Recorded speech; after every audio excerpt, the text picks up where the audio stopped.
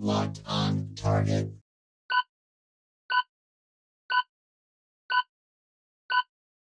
Blast off.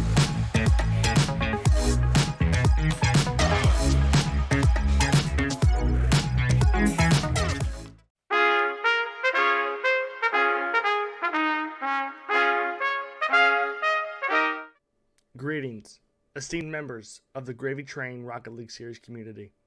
I'm your commissioner, Adam Kogel, coming into you today with a quarter season update. That's right, quarter season update. We're 1/4 of the way there. Out of 24 matches to be played this regular season, we've played 6 already. And already there are plenty of storylines developing and brewing for us to talk about.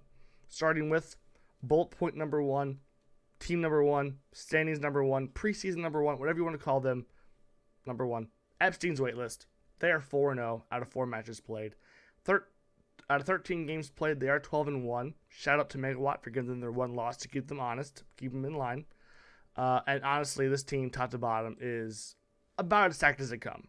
Right now, they're led by current MVP, goal-scoring leader, and shot leader of the year, Seth Sus Agzimov, whatever you want to call him the best.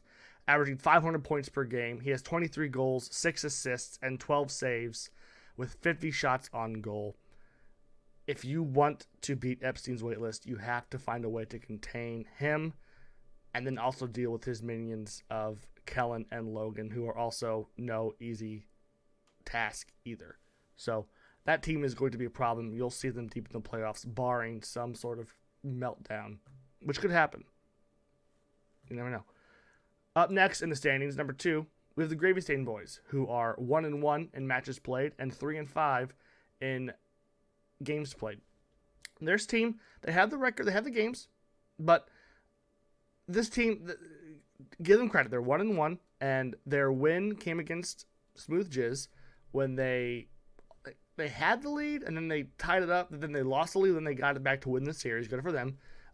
Went to 5 games. They won 3 games to 2.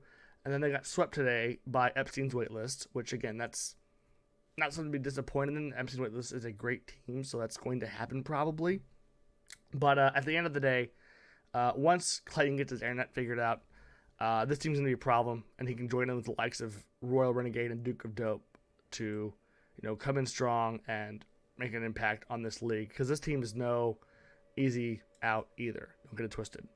Up next in the standings, only because that they're closest to the top, but they haven't played a game yet, is Rough Sacks, and this message right here is for Brock. Stop going on vacations with your wife. You have more important things, like this league. Please, your kids miss you. We all miss you. Drew and David want to play games, and you're taking that from them. That's not. I thought you were better than that, man. But whatever. Just come home and play games, please. We miss you. Up next on the list, number 4 is Smooth Jizz. They are 1-2 in matches played and 5-6 in games played. And it's hard for me not to be biased as a commissioner, but I am a member of this team. All I gotta say is, don't let this team get hot. We're 5-6, 1-2. Out of that, we beat Megawatt 3-0. We got a sweep against them, which Megawatt is a team that gave Epstein's waitlist their loss, so note that.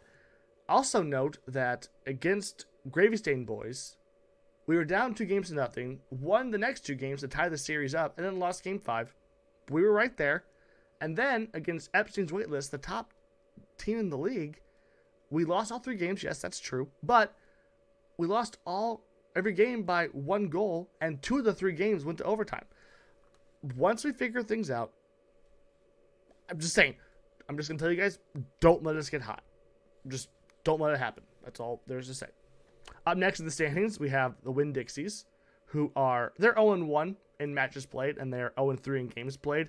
And their only the match they played was against Epstein's waitlist. So we're still waiting for some more data, more footage to see what this team really can be like.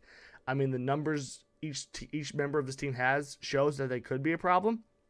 But we need more evidence to support how good this team could be. And then at the bottom right now, but don't count them out just yet, is Megawatt. They are 0-2, and they are 1-6 in games played. But again, their 1-game win did come against the top team, against FC Xylem. So I'm just saying it's possible. And in this league, this is why we play the games.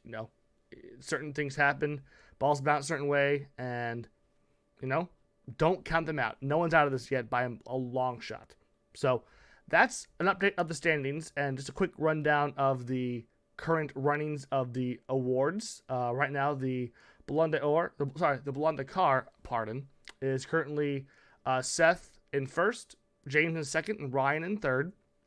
The Golden Wheel, which is the goal scorer of the year, Seth in first, myself, Adam in second, and Kevin in third, Royal Renegade. Then for Wingman, Assist Man of the Year, you have a tie between Ryan and Jacob, both of Smooth Jizz, with 0.55 assists per game.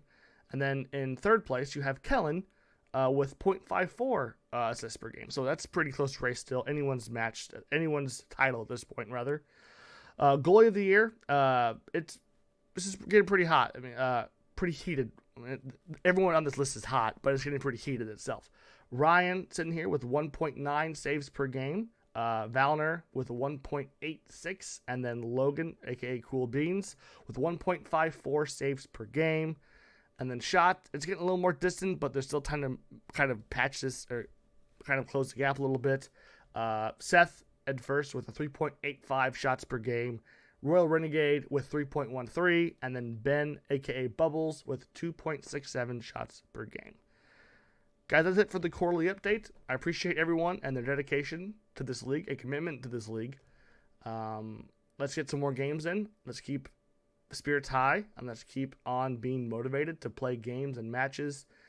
And if we keep that up, I promise you Season 3 will happen a lot sooner than Season 2. Until next time, I'm your commissioner, Adam Cole, signing off.